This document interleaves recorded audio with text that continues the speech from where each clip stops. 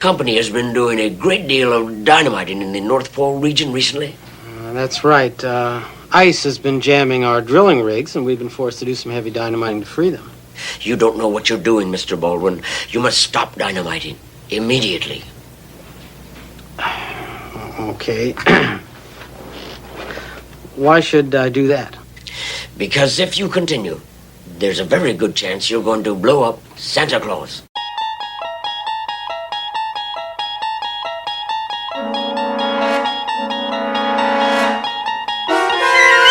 Hello, and welcome to the Twilight Pwn, what used to be the internet's third most popular podcast. My name is John. I'm joined by my co-host, Fred. How you doing today, Fred? I'm doing good. I feel like I should point out that it didn't used to be the internet's third most popular podcast overall. It was the internet's third most popular Twilight Zone podcast. Oh, God. Yeah. Let's take that down a few thousand. There we go. All right. It was funny. I listened to last week's episode, and you made the same mistake, and I was like, I hope people know that we're not being serious. I think people know our competence level and understood. Okay. You know, there's a grading on a curve. Yes. Well, we're back, and it hasn't even been a year. Or, I mean, that's presuming I edit this and get it out over the next few days, which is a 50-50 proposition. So, because so many people are they're going to turn this thing that we're going to discuss on December 25th as they gather around with kith and kin, and right, exactly. They're going to want this right after. They're going to want to force their children then to watch the podcast that accompanies it. Exactly. They're going to put this disc on the Victrola and listen to this. Yes, I am going to make this happen, and this is our second episode in less than a year, which is very exciting. Do you want to maybe give a little backstory here? Sure. So tonight we'll be discussing The Night They Saved Christmas, which is a television movie from 1984. The reason we're doing that, in theory, is because Art Carney played Santa Claus in a Twilight Zone episode called Night of the Meek, which is one of my favorites. And part of the reason it might be one of my favorites is because I have an association of Art Carney as Santa Claus, because I grew up with a VHS copy of this movie that had been recorded probably when it originally aired. You know, I don't know, Fred, if you've had this experience, or if you had this experience growing up where you had some things that people just randomly taped. Oh, and, yeah. You only had a finite amount of things to watch in a different era. And so for some reason, this probably very forgettable TV movie became part of our family tradition because that was what we had. Right. So I've seen this many, many, many times, and when the opportunity arose to make Fred watch it, I snapped at the chance. It's funny because as I said, like, why don't you tell listeners the reason why we're doing this? Like, in the back of my head, I'm like, I don't really know why. I knew that connection, but I don't know why I said yes. That's the deeper conundrum only here. I can answer that, and it has to do with my loneliness and sadness. But I'm curious, like, did this VHS taped off of, the USA Network or whatever it was? Oh, this was ABC or something. ABC, right. This was straight network. True. So did it have, like, commercials and stuff in it? Oh, sure. Okay, good. So do you remember the commercials? Now you're getting me into another, weird, depressing situation where I had all these VHS tapes and I would carry them around for a while, but eventually I had to let them go. Yeah. And I don't think I recorded the commercials for this, but the one thing I did record and digitize a fair amount of, because it was so strange, was the tape we had of The Shining, which aired on it was the ABC movie of the week, which is just so surreal because it's The Shining on network television. Right, that's bizarre. And it's just, you have to paper over the language, but it's endless language and it's endless things that you can't show on network television. But that was another one where we had it on tape, and so 5-year-old John was watching The Shining because it was one of our 20 tapes. I feel like this podcast is just sort of the meta story of this podcast is a deeper and deeper dive into your psyche. We started off with the sort of John doesn't like dogs, John doesn't like plants, John doesn't like seafood, and now we're getting into the John was raised on The Shining. But maybe we should get right down to it. So we don't really have a Rod Serling style intro to this. What do we have? Anything that sort of represents the introduction, or? Yeah, I mean, I think the clip I played at the beginning, I might have just kind of spent it there. I didn't actually plan very well for what to do in lieu of the Serling style intro. Gotcha. Okay. Well, we do, because this is normally a Twilight Zone podcast, we normally would be doing a Rod Serling style intro right here. To an episode of the Twilight Zone of the Night Gallery. We are instead going to do a Rod Serling style intro. Here's a sentence you never thought you'd hear. Here's a Rod Serling style intro to the 1980s holiday film, The Night They Saved Christmas. Who's going first, John? I want to just get mine out of the way because I wrote it while my children were finishing up their bath, like an hour or two ago. Okay, all right, let's hear it. Finite amount of time in the day, and this is not that great. Kris Kringle, that enigmatic toy titan of the titular North Pole, a figure surrounded in magic and mystery with a dash of merriment. Many a tiny tot has spent the wee hours of Christmas Eve pondering the paradoxes of Papa Noel, like how can his reindeer fly, or how can he deliver presents to every-ish child on the planet? The answers to these questions may underwhelm you on tonight's episode of The Night They Saved Christmas. Here we go, here's mine. Picture, if you will, a portrait of misery. Christmas Eve scene. The tree is twinkling, the radio plays merry songs, and father and mother are low-key buzzed. But the children's faces are frozen in frown, for this is a Christmas unlike any other. A Christmas with no oil. No cookies and crude left out for Santa, no barrels of petroleum crackling in the fireplace, and instead of black gold spraying up into the air, disgusting white snow is falling on the ground. Thankfully, with the help of a jolly elf, a spunky robot, and a Bosch C1C9X Overland precision drill, the story has a very happy ending indeed. Oily Christmas from the Twilight Zone. Yeah. These are things that, as a 4-year-old, I did not pick up on as much as a very depressed 40-year-old, or almost. Yeah, well, we'll get to the environmental politics of this movie as we chug along. But as is probably obvious, we're going to spoil this made-for-TV movie. I was able to find it pretty easily on YouTube. I know John had his dusty VHS copy, or where, how did you watch it? Did you watch it on the VHS or? I have a copy, but we actually ended up watching on YouTube after you recommended it because it was just the easiest thing to do. Yeah, so. And we wanted to avoid some other bizarre thing, like maybe NBC cut half of it or added a bunch of construction footage to it or something like that. And ironically enough, this movie does actually open up with maybe not construction footage, but sort of heavy trucking scenes. We're in the Arctic wastes, and I have to say the credits actually have sort of a classy austerity to them. Did you what's your feeling on the credits here? Well, I mean, yes, I'd agree with that. I mean, it's kind of funny because it looks like probably what the North Pole actually looks like. Yeah, there's some grandeur to it, but it's kind of there's some scope to this.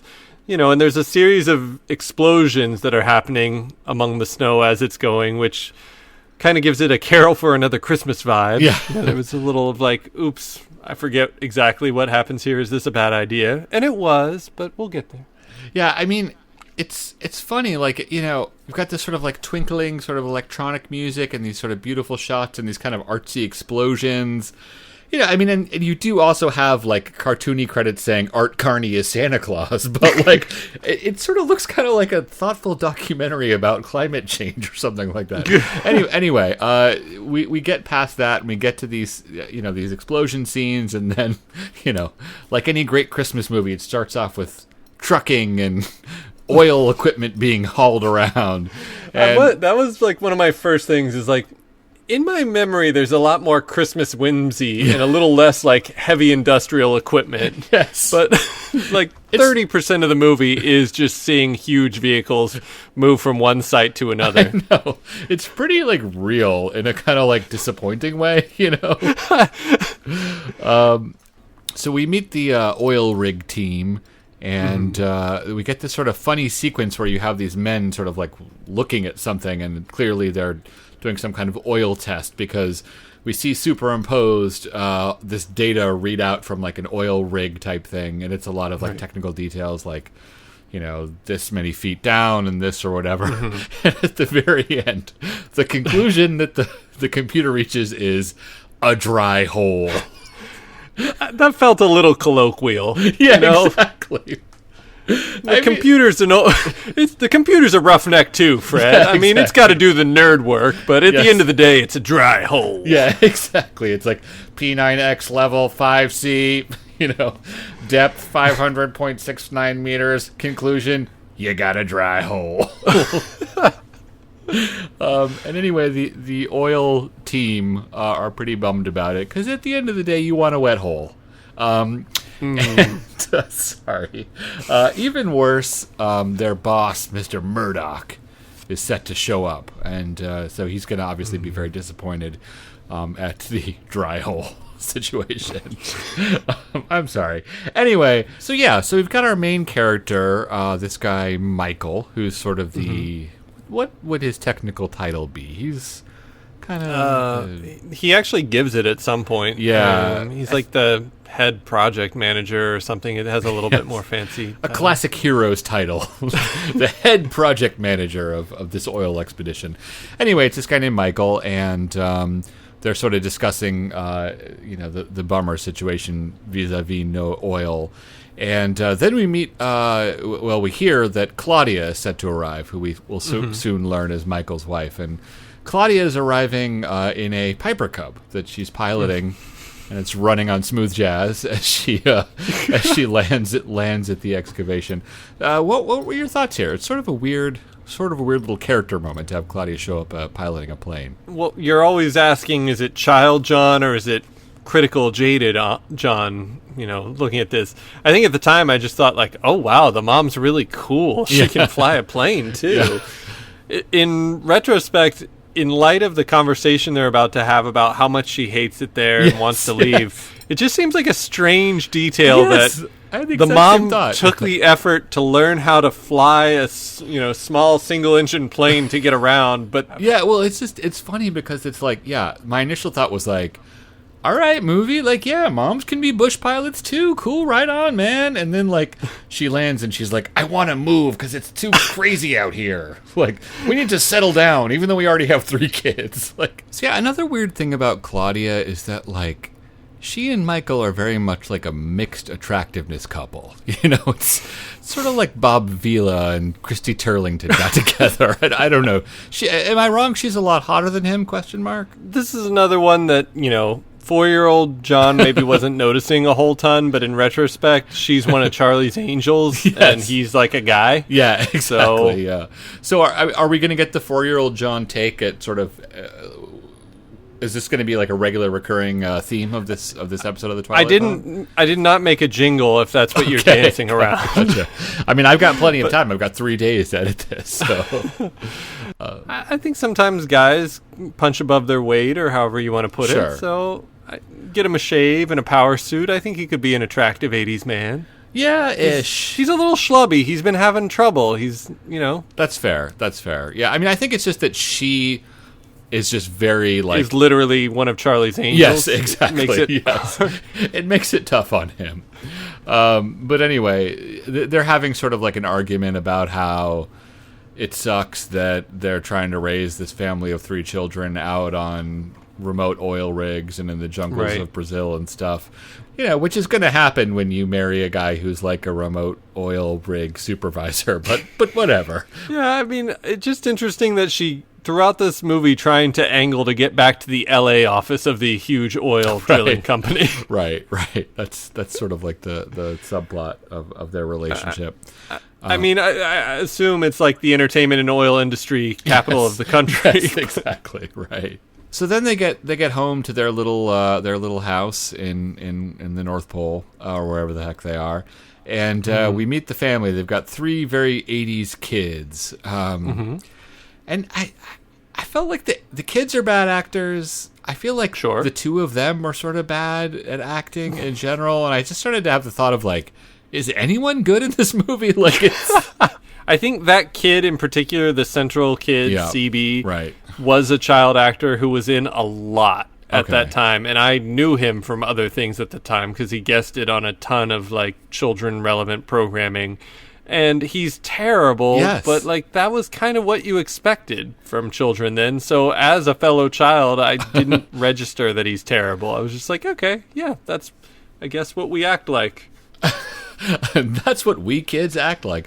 What does CB stand for? I never met a kid named CB or anyone named CB. I do not know. I had that note of like, is that actually a nickname for a kid? I think that kind of registers to me as someone wrote this spec script in 1977. Yes, when that name would have seemed real fresh and cool, but it kind of sat on the shelf for 6 years till they could produce it. Yeah. Chris Bob is what I wrote down.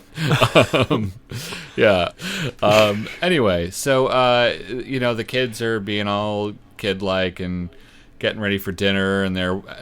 I fixated on this line. I don't know. Did you get this little clip of the mom saying that she has to make dinner? I did not get the clip, but what do you think, Fred? Do you want to just read it? You want to read the transcript? We can reenact it. I thought it was funny that you thought this was such a great line. I don't. It's not such a great line. It was funny to me because like the kids are like, "What's for dinner?" and the mom is like, "I gotta make it. We can't send out for the pizza man, can we?" I don't know why. But have you ever in your life said, "Hey, honey, do you want to send out for the pizza man tonight?" Why do I find that funny? Is that wrong? I think you're Northern Cali. I think that's a real SoCal way to order a pie. I don't know. I guess. I don't know. I felt that very much tickled me as listeners behind the scenes. I've been texting John pretty much nonstop about the pizza man ever since we watched this. But anyway, so they do not send out for the pizza man. They have a home cooked meal. And the tender family time is interrupted by Mr. Murdoch, the big bad oil boss, and he wants results on that dry hole. So, how's everything shaking? Well, I hate to give you bad news, but Rig 5 came in dry today. Rig 5?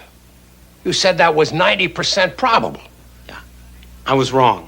I don't know if I've just been too steeped in my statistics Twitter, but like, did you get a Nate Silver vibe there? Yes, there was like, a little I just bit was of that. thinking there's like a real hot think piece about how people don't understand 90% probable still leaves at 10%. Yeah, that means the model works. Exactly. Oh, God, I hope we have some crossover fans between the Twilight Pwn and the 538 Politics podcast, because otherwise that one's going to sail over a lot of heads. But yeah. Anyway, yes, I did have that thought. Mr. Murdoch is cheesed. I gotta say, Mr. Murdoch is just a very quality 80s bad oil boss name, you know? Oh, yeah. Though, what is his first name? It's something that's not actually like a name Sybil that or I'd ever heard. like that. Sumner. Yeah, that's just a miss. Yeah, that's made up. But, he's more of the old school, go by your gut, interview the guys at the lunch counter to get a feel for where the oil rig or where the oil hole is. Right. He didn't go for all this modeling. Exactly. He just showed up at dinner and yelled about it. Anyway, we cut to the next day at Oil Co. or the oil office or whatever it is. And here, I think we should just talk about this set. Maybe it's very realistic and very depressing. It's funny, we definitely were seeing this through the same lens, which I'm sure makes for utterly boring podcasting. And I never had this thought before until I looked at it. It's like, wow, the production design is really good. In the sense, this looks legitimately like what I imagine a North Pole drilling rig, like office park, would look like. But it's like just so real, it's depressing. Yeah, I know. It's like for like a Christmas movie, you don't want like cinema verite realism, Well, it's like when you shoot something that's like, a news movie at the newspaper, like you don't shoot an actual newsroom because it's probably like really boring and cramped. Yeah. And, you like have that big thing where typewriters are going everywhere and people are running around. This looks very functional in a very depressing way. It looks like it could just be like a scam real estate office where everyone wears plaid shirts or something. It's crummy. Anyway, but I mean, what do you expect? No, I agree. They're I agree. It's like they filmed on location in a very, which is more disappointing than that phrase would sound. So anyway, Michael, our hero, arrives in this sort of glum office, and apparently there's a fun practical joke in the works. What's this guy's name again? I forget. Arnie Hansen. Oh, you're talking about the friend who maybe did the practical joke? This is sort of like the friend who maybe did the practical joke is kind of like a recurring character in this movie. This guy Arnie Hansen apparently plays these very elaborate oil rig jokes. And this is just... Well, in the 80s, Fred, everyone knew about Arnie Hansen. Exactly. So Arnie Hansen apparently has pulled his best oil rig-related practical joke yet because an elf-looking dude has shown up in Michael's office. And we meet one of our main characters for this film, Ed, the elf, played by musician Paul Williams. Mm-hmm.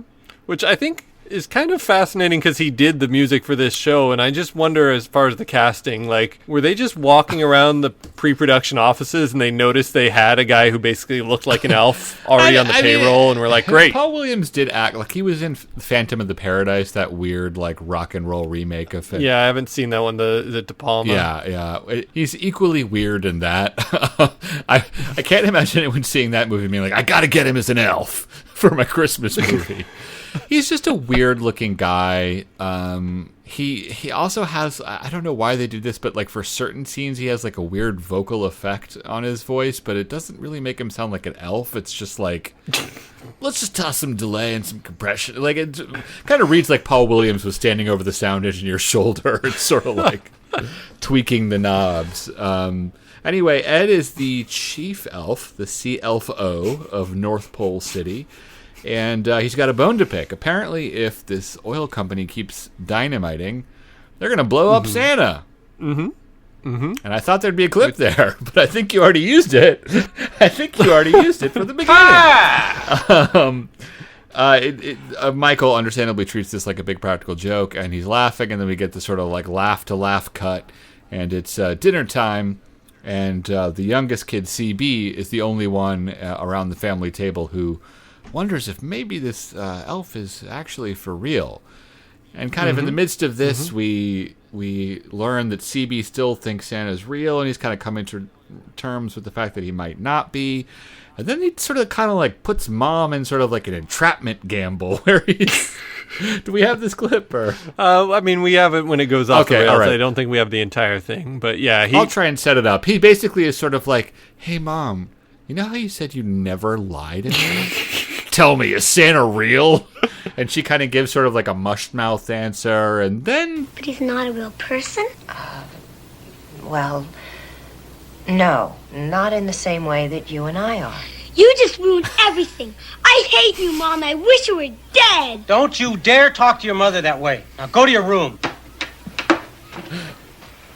That's all you ever say to me. Go to your room. I hate you too, Dad. I really hate you. So, Fred, did this really, make you think about how you're going to handle things in your own... I mean, you've got the mixed household of, true. My wife is Jewish, but, she's... And you're a godless heathen, exactly, so... Yes. Well, we're going to be half celebrating Hanukkah and fully celebrating the vernal equinox. I mean, I don't know. Our kid is only 2.5, so we're spared that particular dilemma at the moment. But seeing this definitely gives me pre-traumatic stress syndrome. One day my kid's going to be like, is Santa real? And I'm going to be like, and she's going to be like, you lied. I don't know. What about you? What's your situation with your kids and Santa? I don't know if we have a fully definite thought process. I mean, we've talked about it some. We kind of, at least I kind of hew towards the John Hodgman view he espoused at some point of like, Santa is an important character for children in the sense of like Batman or something, and when they're very small, you don't like go out of your way. And I'm paraphrasing, this might not be exactly how he put it, but like when a child's very small and really into Batman, you don't go out of your way to be like, and by the way, you know Batman's fake, right? Yeah. Like, well, some parents do, but yeah. well, like, just so we're clear, I want to make sure you're enjoying it on the proper level. There is no Gotham City. Like, you know, you can let them just enjoy the myth and all that. And I think that's what we try and aim for. I know there are parents who go real hard, and the children will get some stuff from Santa. We kind of forget from year to year, but for right now, I think Santa is doing stockings and kind of leave it at that, because you know my like Mr. Money Mustache can't abide the idea of someone else getting credit for like the gifts. Right. Oh, John's just silently stewing as the kids are like, "Yay, Santa!" You're like, you know he's not real, right? And neither's Gotham City, and Elmo's a puppet. Merry Christmas. So I think it's important for children to have some room to like have imagination and fantasy, but I also don't want to have like an elf in the, sorry listeners, like there's no elf on the shelf in our house. We don't push it real hard, and we're really opposed to the like naughty list and like using Santa as like a weird stick to enforce behavior. Yeah, no, I hear you. I never had that growing up, really, but yeah, Santa was always just like kind of like a half-ass lie my parents really didn't bother to tell that hard. So I think we'll probably take the same tact and see what happens. And I'll let you know when we have that fun dinner conversation that's apparently coming. Exactly. And I'll bust out the receipt of all the gifts that I bought that were supposedly from Santa, so they're really going to see. So this fun little family moment ends, and the next morning, pressure's mounting at Oil Co. And things aren't much better at home. Did you notice their house is like entirely wood paneled? It is, yeah. It's like made entirely out of a partially finished basement. Yes, exactly. The tree is made out of wood paneling. They just open a wood panel. It's their front door. Exactly. There's Ed. Yeah, it's aggressively 90s basement-y for sure. So Ed has arrived, and he's got this like cool tank thing and he wants to take them to North Pole City to sort of show them that it's not that darn Arnie Hansen. It's real. Santa's afraid of getting blown up. And I should say I watched this with my wife, and at some point, Alexis turned to me and was like, "Oh, they're going to North Pole," and I replied, "North Pole City, honey. You sound like a tourist." Nice. What was her reaction to that? Well, at that point, she started commenting on how sexy Ed's outfit was. She said he's wearing like satin head to toe, and it's a little weird around the children. Yeah. And he's also wearing eyeshadow. Like, why? You know, let him be him. Okay, fair enough. So Michael is not really having this like hop into a random elf's tank and take off for North Pole City. So he takes off for an important meeting, but the elf stays and invites Claudia and the kids to North Pole City. And she decides to go with him. Sure. Which makes sense. I mean, a man dressed as an elf shows up in a tank, and you go with him.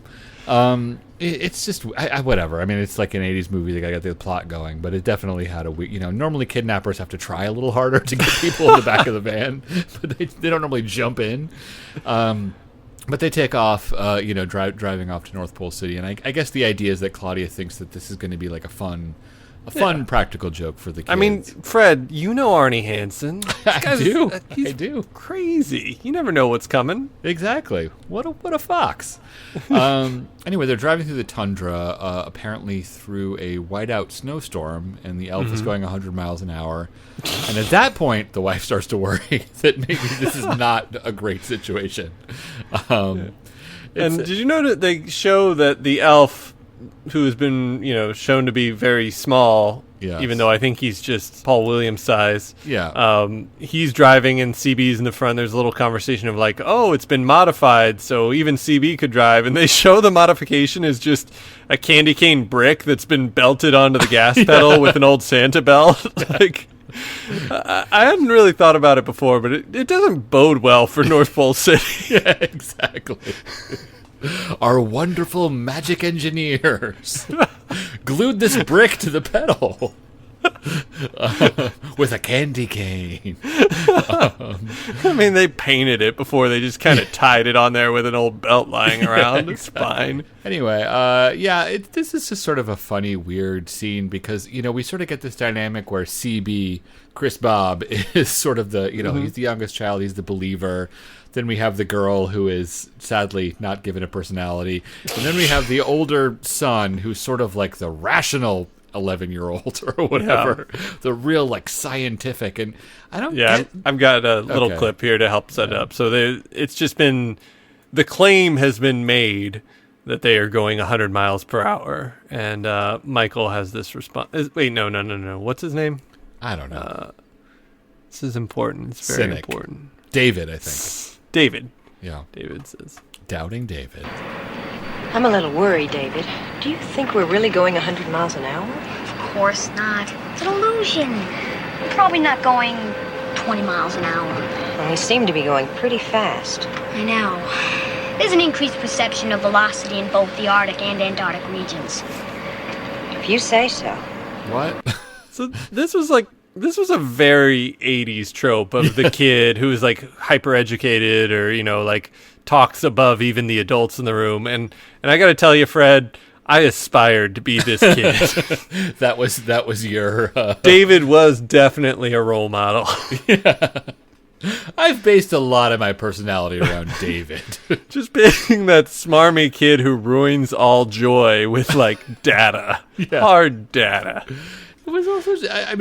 I sort of couldn't help. I don't know why, but like, I get what they're going for. They had to give that kid something to do and have there sort of be this sort of like doubting the magic element of it. But it's just, why are they fixated on the speed of the tank? It's just such a weird, like, it's like, oh yeah, like there's this elf driving us there, but we can't be going 100 miles an hour. Like, that's just impossible. Like, well, they do say that he at the dinner before, they do reference him being a little person, which I actually thought was surprisingly progressive for 80s movie. Right. But he's not, though. The thing with Paul Williams is just a short, regular man, Well, the interesting thing about Paul Williams is he's actually about 6'4". This whole thing was accomplished by sophisticated Lord of the Rings style forced perspective camera.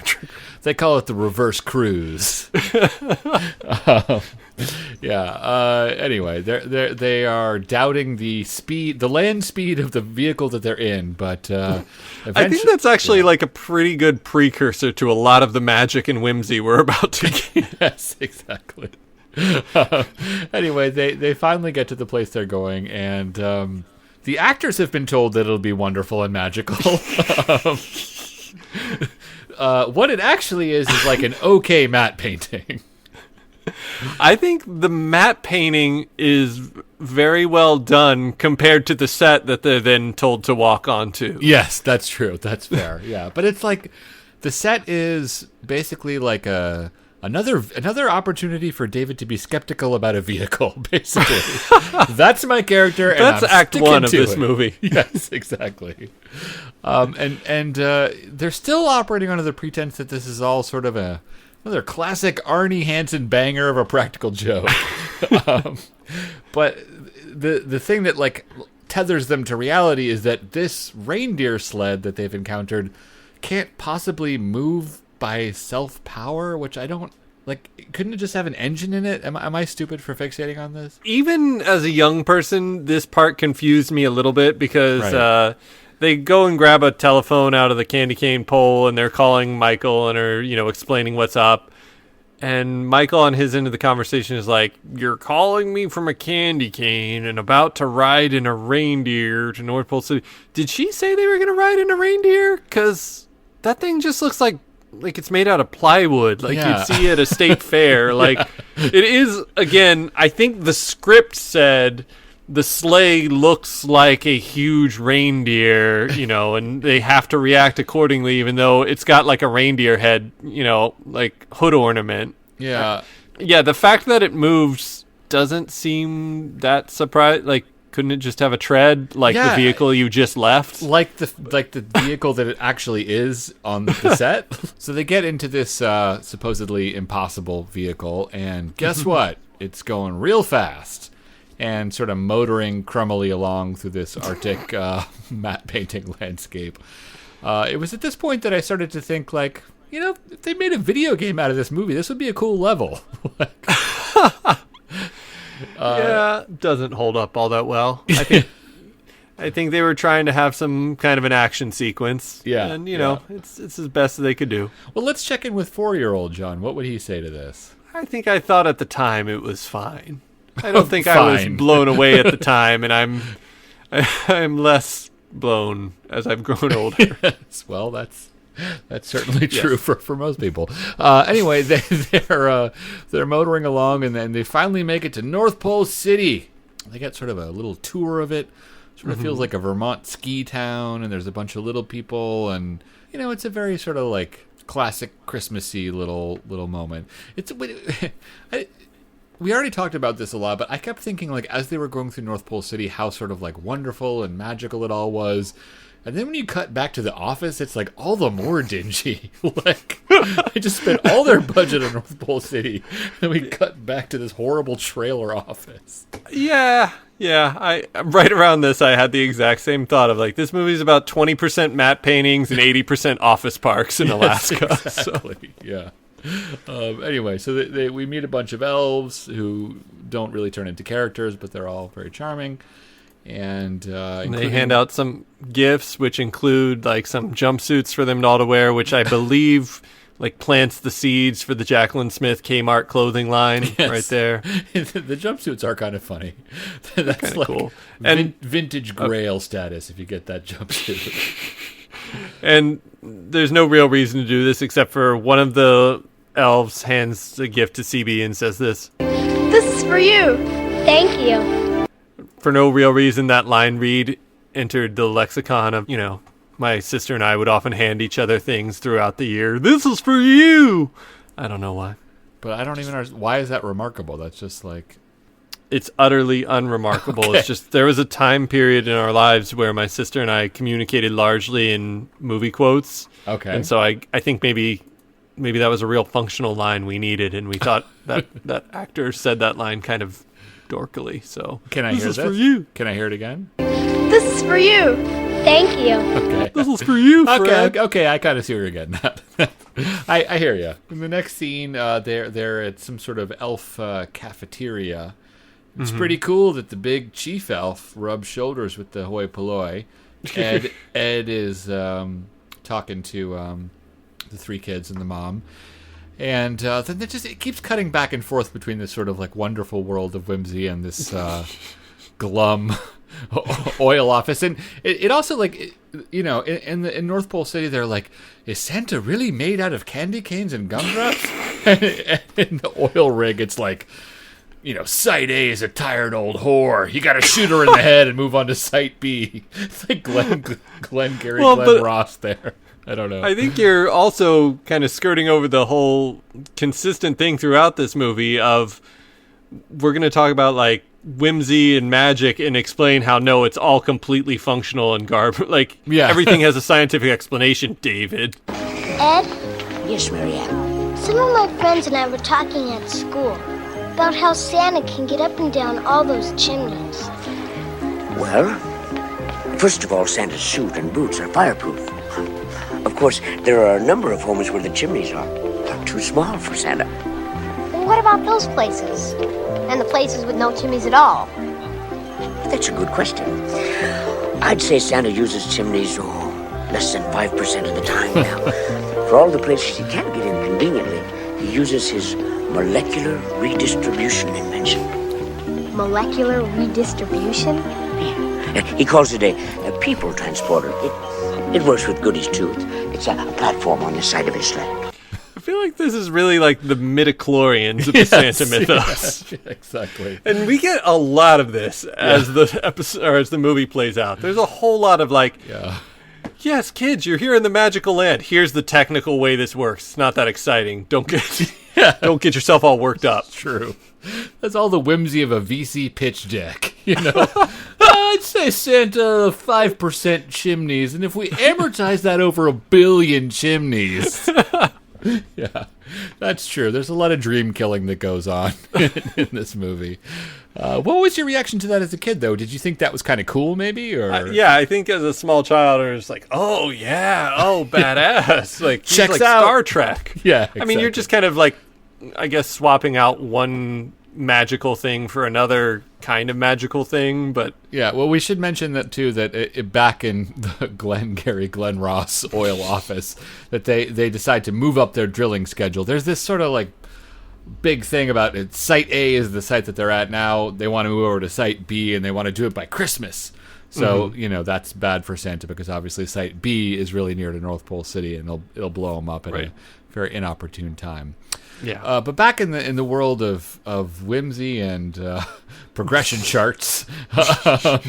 Anyway, so at the end of lunch, a rousing chorus of Jingle Bells breaks out, and Santa enters the room, and palpable fear descends upon the elves. All right.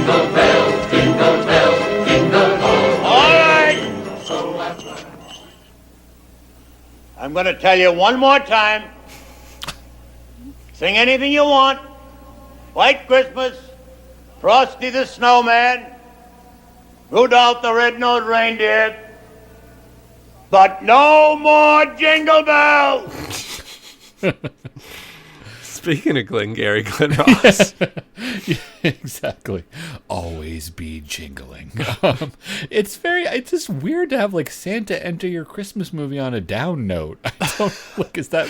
And even that, I hadn't noticed before, but he actually enters the scene with like an undignified Santa squat through the low doorway. Yeah, exactly. Yeah. Which, like, you think Santa, as, the prime mover of this whole thing, is going to design things to his specs. But Yes, I don't... Yeah, first impressions count, Santa. Anyway, so it's Art Carney, as we've discussed at the very beginning of this episode. The choice of Art Carney for Santa, it's a weird one. He's got like the vibe of like a Bronx street hustler. Like, it's just weird to see. Like, what was your take on that? I mean, obviously you grew up with it, but looking back, unfortunately, this was okay. That's pretty much what Santa's like. Right, exactly. It's only watching it now where I'm like, that's kind of weird. He looks like, or he sounds like he grew up with our president. He just seems very New York. Yeah, exactly. Santa's gonna like pickpocket you for a subway token.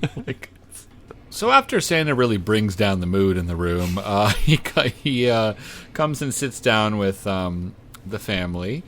And their conversation turns into sort of a little press conference where ace reporter David is trying to nail down Santa on some crucial facts. And the sort of like disillusionment continues as Santa has this sort of Christopher Nolan-y explanation of how he can deliver presents all over the world in one night. Do we have this clip or? No, I didn't get all of them. I mean, it's all extremely joyless. Yes, exactly. Well, it's kind of fun, but it's like, he has this sort of like, we slow down time and then we go inside the dream. Yeah, it's sort of feels like Tenet and Inception or something. But yeah, he has this device that slows down time, which is, how he does the things that he does. Which kind of is just pushing off the other question of like, so wait, is Santa immortal or not? Because he's slowing time, so he's even older than he already presents, but Dr. Fernando, I guess, solved that one too. Yeah, Dr. Fernando is the inventor, the sort of the Q of this movie that we're continually teased. Yeah, he was brought over from Lockheed Martin in the 70s. Right, exactly.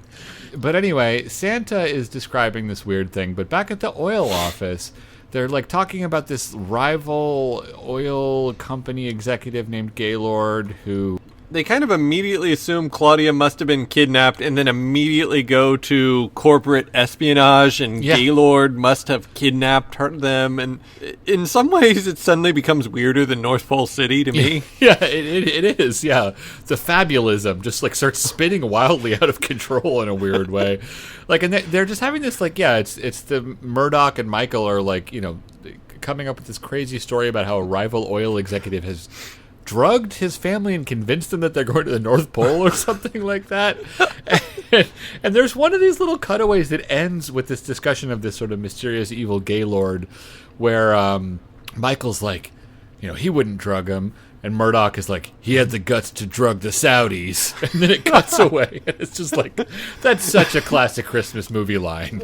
He had the guts to drug the Saudis. I mean, how many shows or TV movies in the late 70s to early 80s went to commercial on that line? Yes, exactly. So back in the North Pole, they meet Mrs. Claus.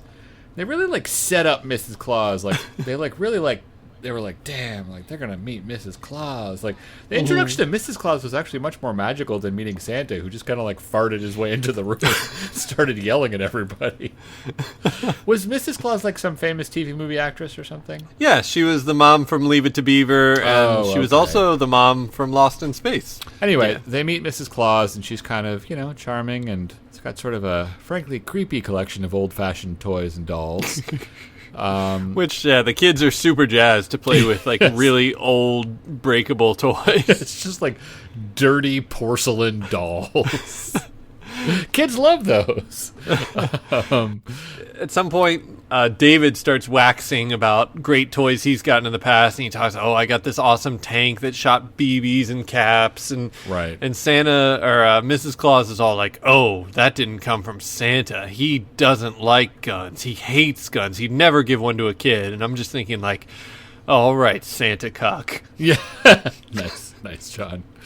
Cry more lips. Cry more elves. Let's just make this a politics podcast, because that's clearly where all our material is at this point. Let's make it a niche podcast critiquing Nate Silver. Anyway, I did find that interesting, but I'm not sure I had a joke or even an observation. It was just sort of weird. And a movie that's all about an oil company trying to blow up Santa. They get very high and mighty about Santa doesn't like G.I. Joe or whatever. Right, and it's not even you could even see that if it's the Santa or the oil company is bad, but the oil company is never positioned like that, as we'll see very quickly. Oh no, Gaylord is the bad oil company, John. Right. This is the good oil company. Anyway, so Santa pulls aside Claudia to give her sort of a military-style tactical briefing on the dynamite situation. He sort of has a World War II movie feeling. He's like, here's the base camp over here. Here's Site A. And, But yeah, in this whole scene, you're saying he's explaining why Site B is a problem. Even though I feel like the insert shot, they screwed up because Site B doesn't seem noticeably closer to North Pole City, but whatever. And I think this is what we were just getting to. It's just kind of amusing. The movie sets its flag down, and it's not anti-oil drilling by any stretch. Yes. It's just Santa's very adamant that they could keep blowing the hell out of Site A because there's definitely oil in them hills. I know. Santa's like, there's plenty of oil, and there's plenty of animals to kill, and you can keep doing it on Site A, just not near me, not on Site B. Yeah, Santa's not, he's anti-violence, but he's just anti-environment too, apparently. I don't know. Santa is not a single-issue voter, Fred. Right, true. He's a complicated man. Right, exactly. Yeah, you can't reduce him to just a data point. Anyway, after this sort of tactical briefing on the dynamite North Pole situation, for whatever reason, the wife still doesn't believe all this stuff. I don't know why they're still holding on to Arnie Hansen at this point. So Santa sits her down by the fire, and I don't know. I just wrote down that he sort of comes across sort of like a cheap psychic at this point. He's like, I'm getting a feeling of L. Yeah, a very strong L. You sneaked in and caught me under the tree. How would you know that? I mean, I thought that was my grandfather. Your father was very ill at the time. Yeah, he died 3 months later. I know that. You remember that Christmas Eve very clearly then, don't you, Claudia? Yes. You asked me to trade your gifts for a fishing rod you had seen at Abercrombie & Fitch, I believe. It was there Christmas morning, Claudia, wasn't it? With a big green ribbon around it. And a little reindeer card that said, "To Dad, love, Claudia." For the best dad a kid could ever have. I remember.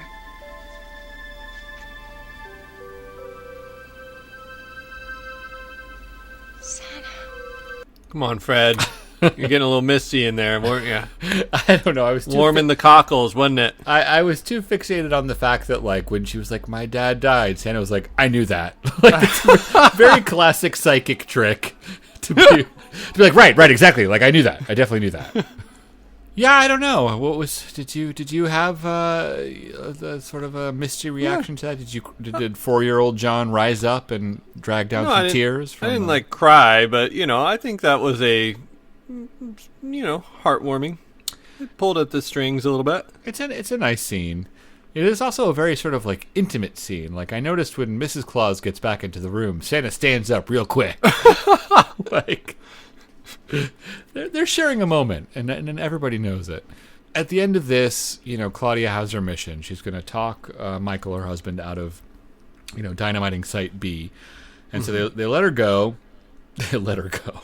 They let her out of the POW camp that is North Pole City. And the communique that she's required to deliver, yeah. Exactly. They let her and her kids go. And back at home, this is one of those times where, like, it's kind of a bummer that podcasting is not a visual medium, because she opens up a present that Mrs. Claus gave her. And it's set up with this sort of like borderline sexual sax music. Like, it's going to be a really, really special present.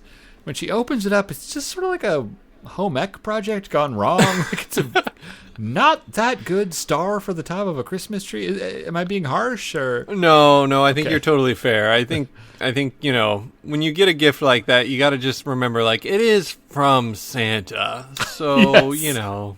Anyway, when we cut, there are commercial cuts that are very transparent in this, by the way, we should say. But we cut to commercial, we cut back, and in the living room of the family home, we've got Claudia, we've got Rick, and for some reason, he called his boss to come. Because they think Gaylord's behind it all. Right, exactly. That darn Gaylord. Whenever you're in doubt, the answer is either Gaylord or Arnie Hansen. You got to think of these two. You've got the angel and the devil. Anyway, so the boss is there for some reason, and his resemblance to John Cheever really jumped out at me in this scene. I'm sure a lot of listeners will relate to that. They just, it's this whole scene is about blame Gaylord. But Claudia, is sticking to the Santa story. So we end on that note. And then next up, it's late in the same night, and the kids are planning some sort of plan to save the day. It's the older two kids. It's David and the sister. And I don't know what the plan is exactly, but briefly it's go on. I was going to say, as someone who's seen this movie probably like 20 times, I do not know what the plan is. Okay. I do not understand.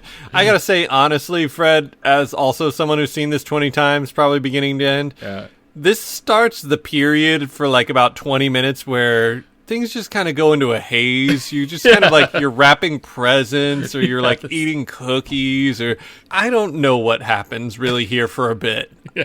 So they're plotting this weird plan that doesn't make any sense, and it sort of briefly turns into like an episode of The Equalizer. Like, it's like very dark and like this like dun dun dun dun dun dun dun dun dun. Yeah. And they like break in and get some snowmobiles and like peel you gotta off. get them like more badass snowmobile because theirs doesn't have a significant enough fuel capacity. Right. I mean, this is all cool stuff, Fred. Yes. Kind of. Yeah, kind of. This is stuff I don't know I don't know why they're doing this. Yeah, there might have been a real coherent plot, but it's not very coherently conveyed. And so they disappear into the night, and then the wife wakes up and realizes, like, oh gosh, the kids have run away. So she puts on her jazz and pops into the Piper Cub to go looking for them. Mm-hmm. In another scene that I thought would make a cool level of the TNTSC video game. She finds her kids after a sort of like snowy dramatic search.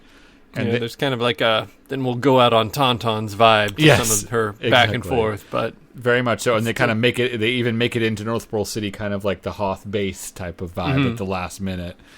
And they make it back, and Santa is very unimpressed with their return. There's a very, like, I don't know, I forget exactly what he says, but it sort of the long and the short of it is he's sort of like, why did I waste my time with a dame? I should have tried to convince Michael first. Like, Yeah, there is sort of like this haze of activity that doesn't seem to add up to anything. Like he uses the teleporter device to beam Ed the elf somewhere. Where does he beam Ed? I don't know. I know that when they walk in, we do get this, like when they're first bringing them in. Oh, they're like seeing the reindeer stables. Yeah. Can they really fly when they have to? Oh, every Christmas Eve. That is, with the help of their anti-gravitational harnesses. Well, actually, my sleigh has been completely self-propelled for many years. Of course, the reindeer don't know that. Oh, to break their little hearts if they didn't pull it on Christmas Eve. This movie is just all about knocking out any magic or wonder. It's like, you don't know this, but Santa actually was an executive for Raytheon before he came over. It's weird. It's like double levels of disillusionment. It's like he's disillusioning the kids, but let's not disillusion the reindeers. Yeah, it's like, boy, I wouldn't spoil Christmas for the reindeer. Yeah, maybe. Okay, let's just take a step back. Maybe he's giving David the Christmas he needs. Right, that's a good point. Yeah, maybe it actually all is magic, but David needs some sort of scientific explanation for all of this. Well, that's a good frame. I can live with that, though he's kind of ruining Christmas for CB and Marianne in the process. But David is the one who matters. That's how I always saw this. So, exactly. Yeah, so, Santa beams Ed the elf like to a weather station or something. Beams him somewhere. And it was at this point that I sort of started to wonder, like, if Santa has, like, teleportation technology, can't he just, like, beam in and murder the big oil boss? Like, he said he doesn't have the range. That is mentioned well, at some yes, point. But you could get closer. I mean, No, Fred, it can't be done. That's crazy. You're just... Like, come on, there's obviously limits to what Santa can do. He can beam within 100-meter radius. Right. Anything more is just fanciful. I just think he needs to start getting into realpolitik here. Like, it's us against them, He needs to stop seducing the wives of low-level functionaries. You need to start chopping the heads off of snakes here. So, yeah, later that night, Michael has again lost his family, except CB was left behind in this whole, kerfluffle of plot-related activity. And Michael is tucking in who he believes to be his one surviving son, and he takes this opportunity to sort of pound home an anti-Santa message. And again, talk about getting drugged. He's really bought into this idea of the Gaylord has drugged his family. Anyway, meet old Mr. Murdoch shows up and they fight and it doesn't really change anything. His boss seems literally annoyed that his foreman is spending so much time looking for his potentially dead wife. Like he wants him to get back on the site. So back in the North Pole, we got plenty of time for more whimsy because we're back in Santa's R&D lab. Yep. And we finally meet the long fabled Dr. Fernando, sort of the Elon Musk of Santa's operation.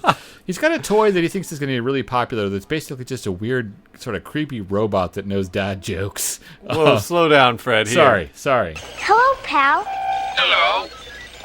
I'm Marianne. Hello, Marianne. Do you know any jokes? I know a riddle. Riddles. Oh, I love riddles. Ask me one. Okay, let me see.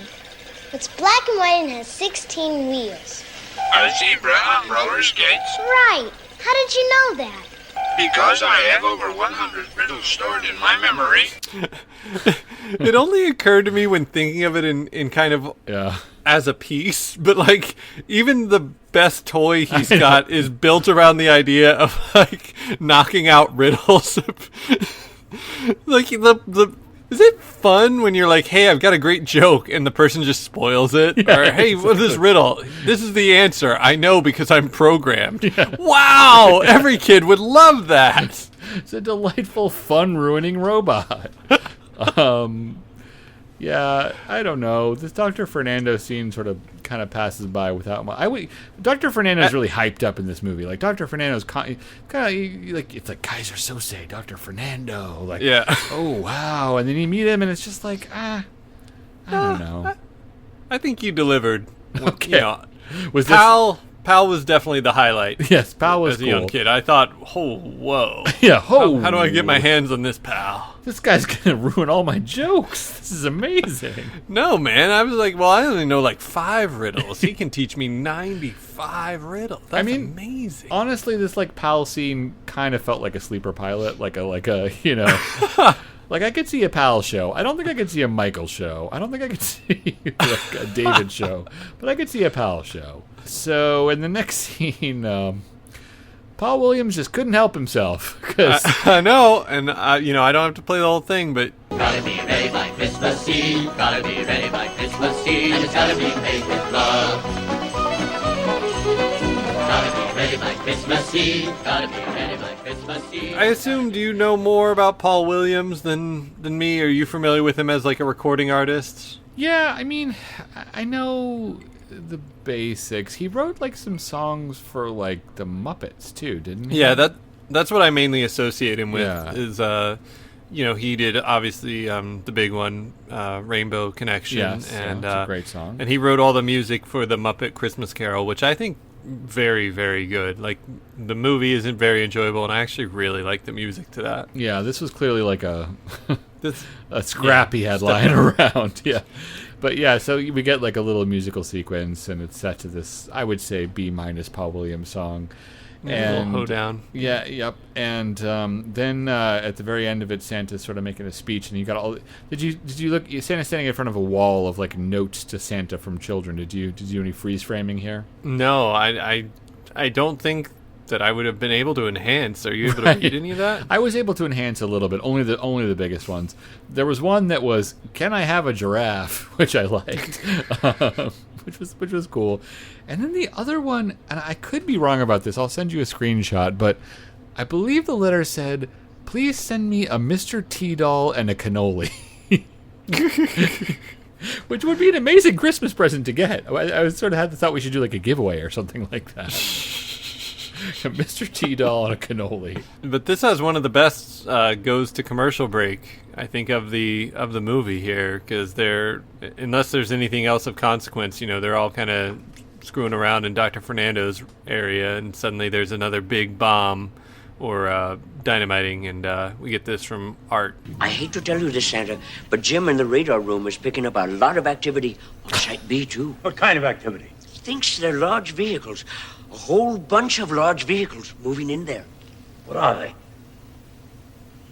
Explosive carriers. Oh, no, they're not going to dynamite there on Christmas Eve, are they? I mean, Fred, you're not changing the channel.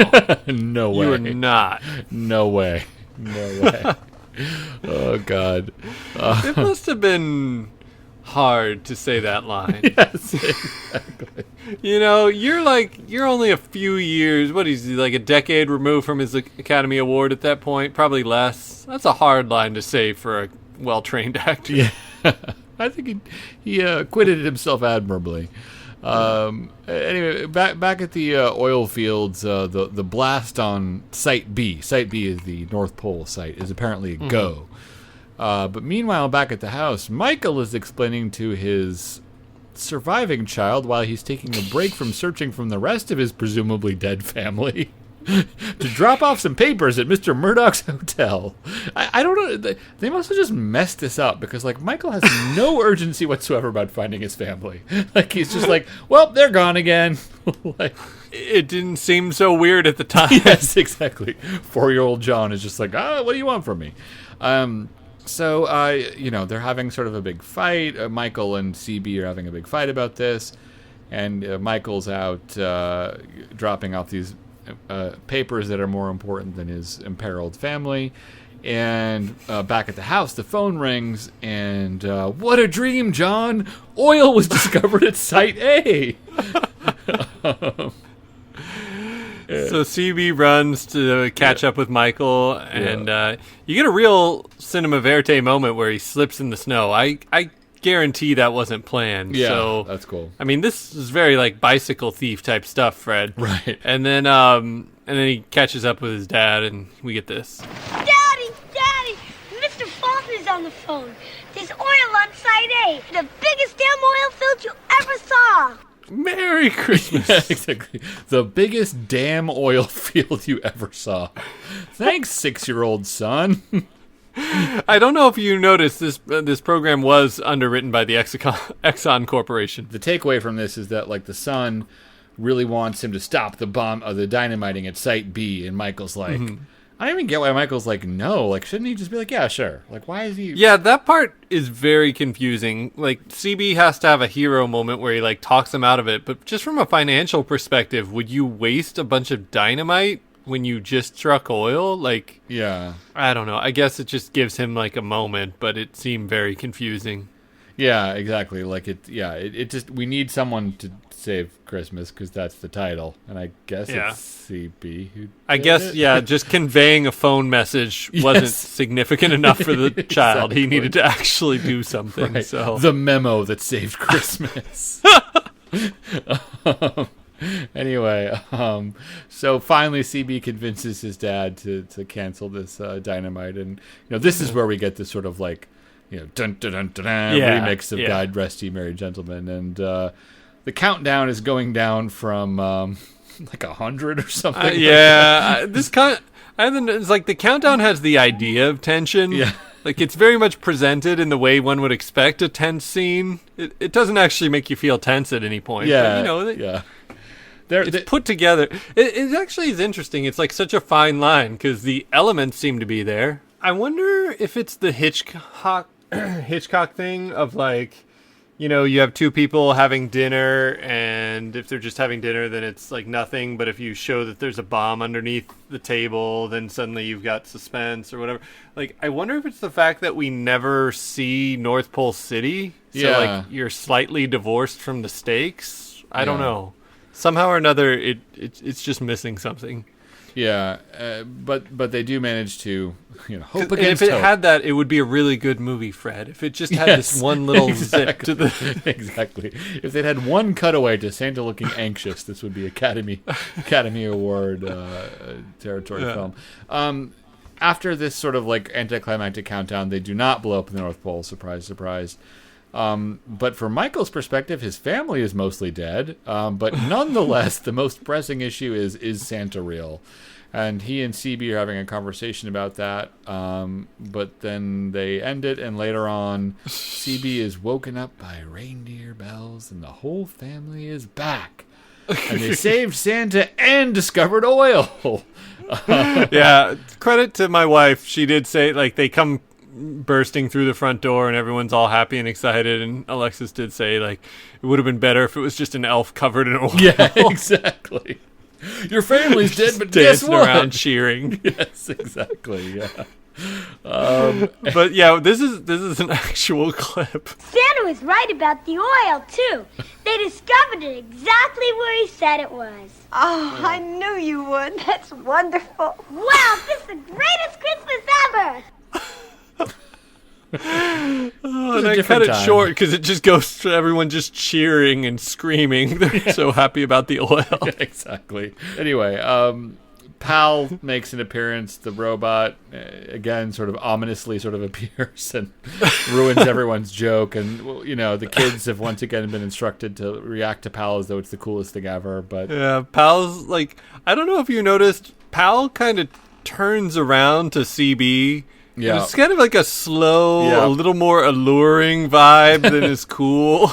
There's like a real, like the merchandise vibe coming up. Yeah, just Pal is all kinds of wrong is basically my takeaway from this.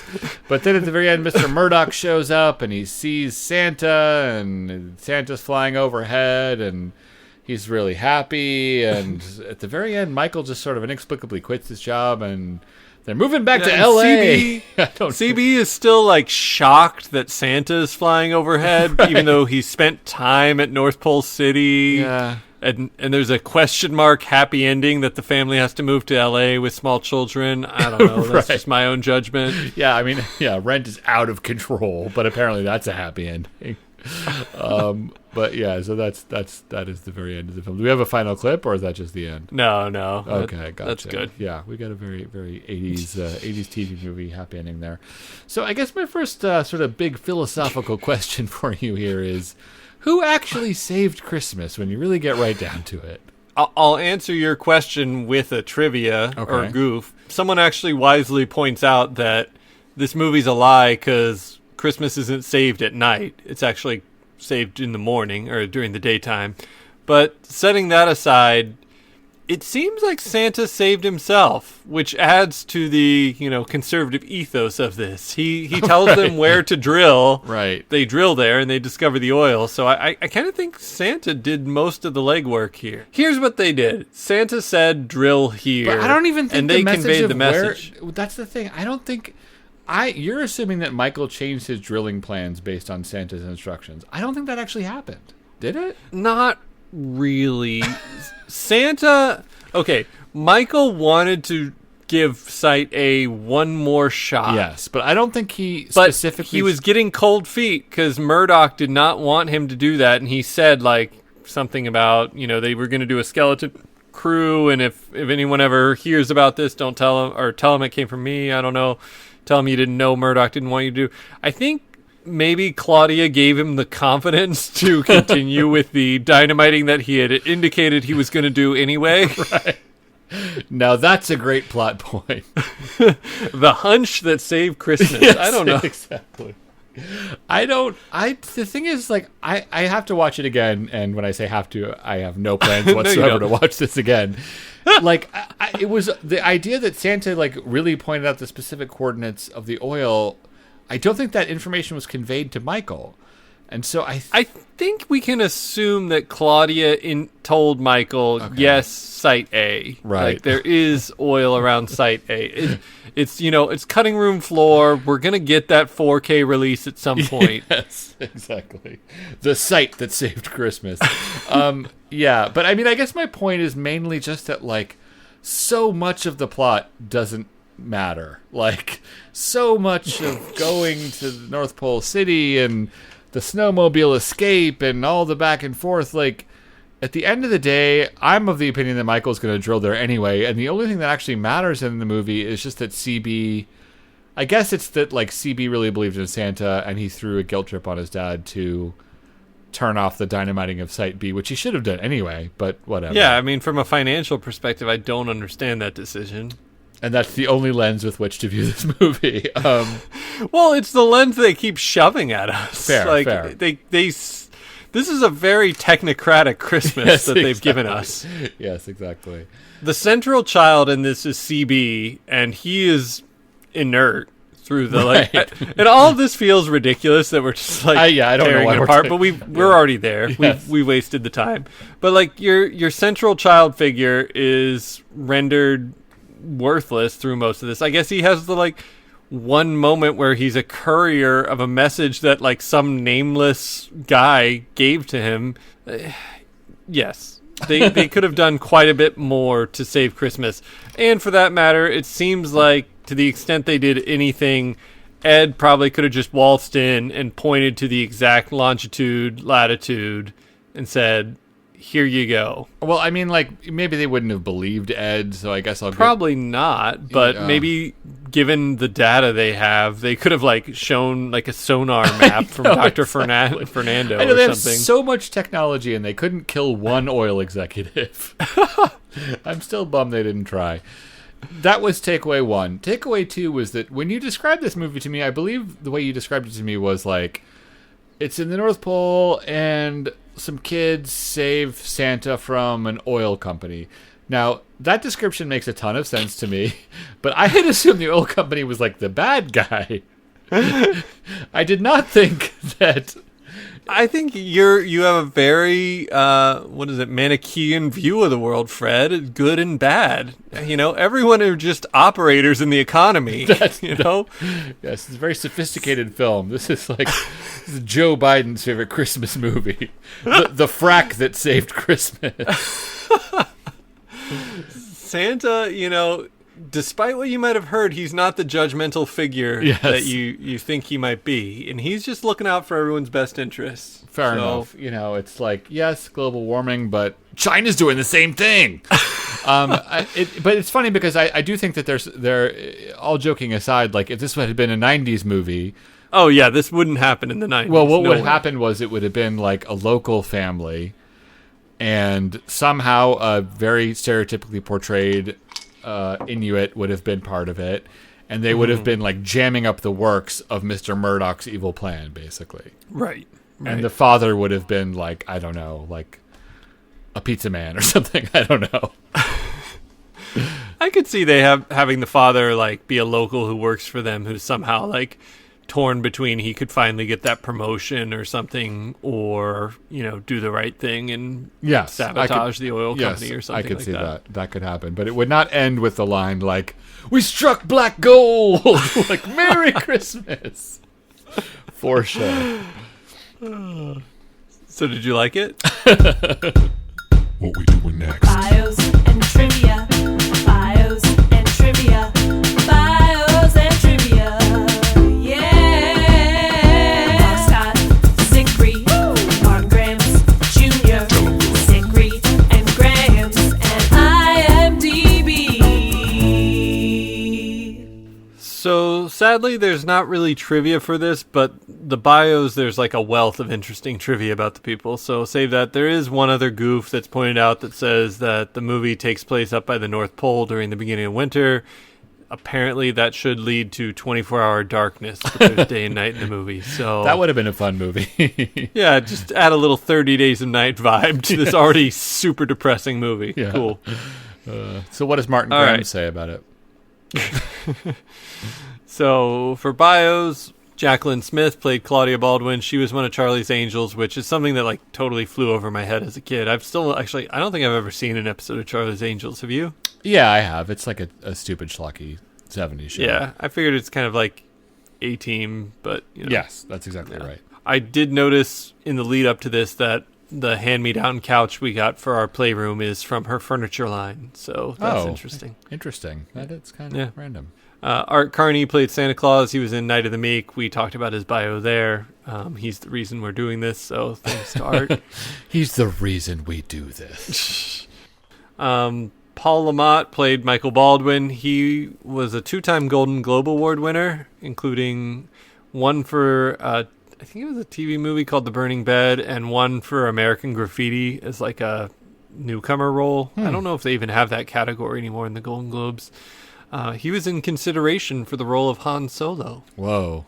He did not strike me as a good actor at all, but maybe it was just the movie. I don't know. I think the script might not have given him a lot to work with. Fair enough.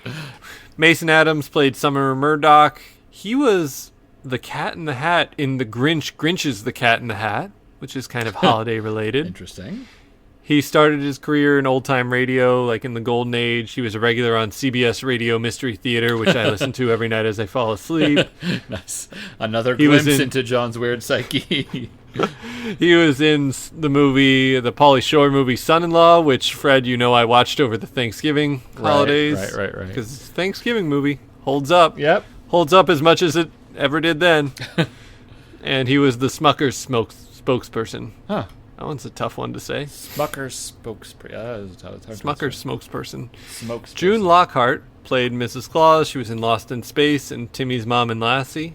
Classic Paul Williams. Mom. Oh, go ahead. I was just saying she's a classic. I mean, she's been a mom in everything. Yeah.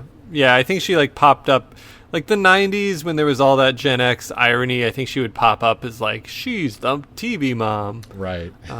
Quentin Tarantino almost cast her as Jackie Brown, but... Right. Paul Williams played Ed. We've mentioned he wrote Muppet stuff, Muppet Christmas Carol. He's scored other stuff. He also wrote the music for Emmett Otter's Jug Band Christmas. You seen that one, Fred? I have, yeah. That's a funny one. That's a good one. You like that one, Fred? What? Is that one a good one, Fred? I enjoy it. It's fun. It's charming, right? Yeah, I like the songs for it. Scott Grimes played David. He was in an 80s Twilight Zone episode. He's part of the like Seth MacFarlane universe, apparently. He's in Family Guy and American Dad and that sci-fi show he's on. RJ Williams played CB. He was, as I said, in a ton of stuff at that time period as like that child. He was the voice of Cloud Kicker on Tailspin. Oh, interesting. I remember that. If you look at his IMDb, I didn't look at it closely. It seems like he runs some kind of youth talent agency thing now, but like youth branding. It had shades of Curly Sue. I don't know. That sounds kind of, yeah. Yeah, that's what he's up to.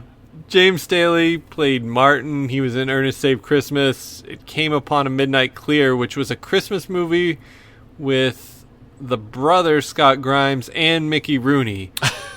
There's all kinds of Christmas loops in here. Finally, or actually a couple more. Billy Curtis played Jack, who is one of the elves. He was I think he was like the star of that movie. What is it called? Terror in Tiny Town, which was like the Western with all little people. Was he It's kind Dr. of like Fernando? a curio.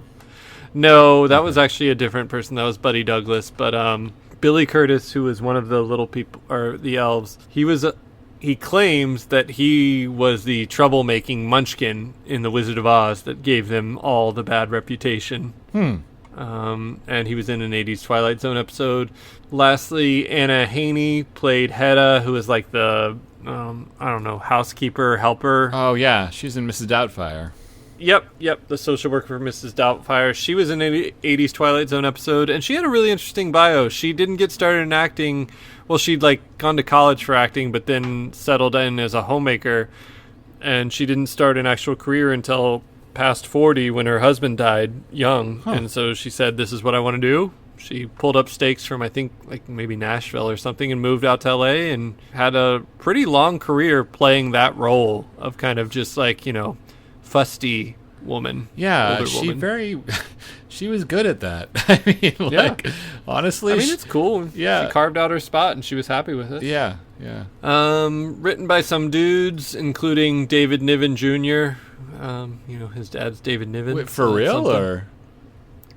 Yeah. God, that's so weird. I mean, David Niven is sort of like the quintessential British suave gentleman, and his son writes this movie. So bizarre. Sorry, go on. Well, his son, to give him credit, his son was like a producer. He produced a lot of stuff. I'm not going to say good stuff, but, I think it was like my dad's in the business, so I get to run around and do some fun stuff. Okay, no offense, David Niven Jr. Maybe I'm being unfair. Now, here's one, Fred, you're going to like. Directed by... Do we have a drum roll or something? I don't think I have one. Jackie Cooper from Caesar and Me. Really? Famed child actor turned older actor from Caesar and Me. Wow, that's really interesting. That's bizarre. So he's the guy who was the sad Irish ventriloquist. Yeah, and he's the guy who I think we talked about at the time who I remember that infamously as a child actor they pretended to shoot his dog. Shot his dog. Yes, exactly. So weirdly, he doesn't have the touch with children. Yes, exactly. So just they're trying to get the scene with CB, and they drag an elf behind a truck and then fire a gun. Exactly. There's a direct line from pretending to shoot his dog to the emotional tone of this film. All right, and that brings us to the MST3K.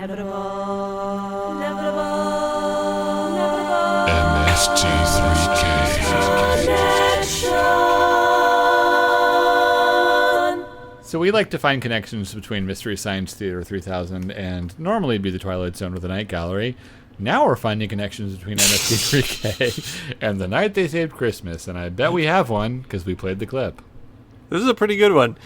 The cinematographer was a guy named David Winter, who directed the 5th season episode, wrote and directed the 5th season episode Warrior of the Lost World, and appeared in person at the first MST3K ConventionCon Expo Festorama. Which one's Warrior of the Lost World again? Is that the one with the dinosaurs, or? No, that's Future Warrior, probably thinking. Warrior is one where there's a guy who was in a TV show version of The Paper Chase who's he just kind of talks really like this, and he rides on a motorcycle that talks in smarmy little catchphrases. Yes. And there's Mega Weapon, the big truck. Yes, Mega Weapon. Yeah, that's a fun one, actually. Yeah, I remember they talk about David Winter, too. So there you go. Interesting. Yeah. Interesting. Yeah. What does IMDb have to say about this cinematic gem? IMDb gives this a 6.9, which seems like it might be a little better than you'd expect, but I think you need to factor in the fact that this is like a nostalgia piece, which means people had to go and seek it out. And normally when you're dealing with something like that, you get the numbers juiced a bit more. So I think you have a fair amount of people who went and seeked this out and gave it its appropriate rating too. Yeah. I think normally you'd think if it's like a relic like this, people would have given it an unreasonable 8.5 or something, but enough people know what's up. As has been the case as we've gotten away from the Twilight Zone. I feel like rating feels a little silly. Yeah. I thought it was bad. It's just hokey and doesn't really hold together, but it's fun and sort of harmless. Kind of zips along. I enjoyed it. What's it like? I mean, when was the last time you watched it, like, not for a podcast? I probably, like, had it on within the last 5 years. Okay, all right. I don't know exactly when, but, like, it is one of those things where you're just like, you got to wrap presents or do something, and so, it's so much less than the movie and more about just, like, trying to connect with that feeling of watching that movie when you were, a tiny kid. So did you connect with that feeling of? No, I lost it and I can't get it back, Fred. I'm saying, like, with this year, since like mid-November, I've been like mainlining Christmas crap, trying to feel something. Right. And there's, the veins, I can't get them. Exactly. I'm sorry to hear that. It was fun. I mean, like, I think what I liked most about it was the fact that the oil company was like the hero at the end of the day. That just felt like it just captured a particular moment to me very well. Everything else I could take or leave, but the final scene of, Site A panned out, Merry Christmas, was just really delightful. I don't know. I guess I'd give it a 4. Like, it's not, or a 5. It's a 5.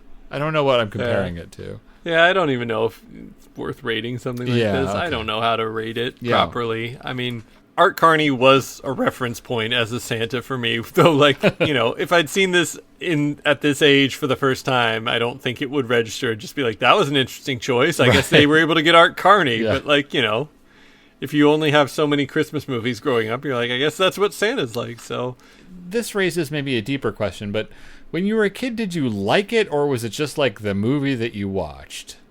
I think it was probably, unfortunately, more the latter. I mean, I think a lot of Christmas is wrapped up, or holidays in general, I don't want to be so limiting, but I think a lot of holidays is wrapped up in tradition for the sake of tradition. And so, I don't know, we probably happened to tape this thing and watched it that one year, and people thought, oh, that was good enough. And so the next year, you're like, you've watched whatever specials were on that year, and you're like, oh, yeah, put that on, and that's harmless. And next thing you know, you've watched it every year for like 5 years straight, and it's kind of just part of the tradition, even if like no one's really thrilled with it. I don't think people fully process like how little there was for a period there. Like, there wasn't endless whatever you want whenever you want it. Yeah, no, that's true. At your fingertips. Like, there was a finite amount of holiday whimsy you could get, and so you take what you could get. That thing of like only having like 8 VHS cassettes of movies and just watching them over and over again is a very like it allows you to have a very like particular kind of connection with the movie that probably kids today don't have as much, where you're sort of like, I don't know if I like it, I don't know if I don't like it, I just know that it's part of me. Like, it is funny when you were talking then about like, it's this thing that you just do over and over again, and it's just the thing you do, and you don't really know if anyone cares anymore. Just made me very much feel like a certain podcast that two aging gentlemen seem to keep doing. On that note, let's call it a wrap on I think so. The Night They Saved Christmas. Thank you to John for suggesting it. Big thank you to Fred for indulging me, and if any listeners bother to indulge me as well. So thanks for sticking around. But yes, we don't have any new iTunes reviews, I don't think, in the last 14 days. Yeah, I'm sure there's a way to retract your review if you need to. Yes. Go to the website now and figure that out. That's fine. But this will be our last episode of 2020. We'll maybe see you in 2021. It's been fun to do a couple episodes in a row. I'm not talking about January. I'm maybe not even talking about February. But we'll see you in March. Maybe April. It's possible. Maybe May. It's been very nice getting to catch up with you. Yeah, excellent. Well, have a happy holiday. Hope that you and your family, hit pay dirt in the backyard with a little mini rig that you've got going. Yeah, I don't know. Maybe it was just growing up partially in Oklahoma. Yes. Maybe this all made a lot of sense. I don't know. In Berkeley, this wouldn't have landed quite the same way. All right. Talk to you later, Fred. Bye now.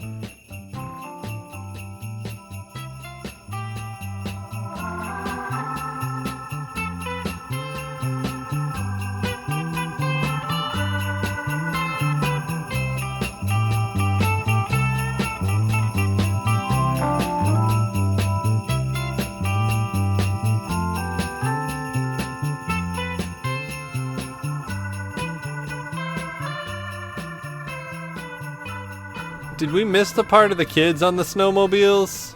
Yeah, you want it? That was that like after? 2 seconds. You want to focus on that? Yeah, it's fine. No, All right, it's I mean, never if mind. you- It's I don't have. you got a bit. No, Should I have mean bit. I don't have to make this so long. It's not that great. Keep But moving. now I want to know. I just thought their snowmobile suits were ballers.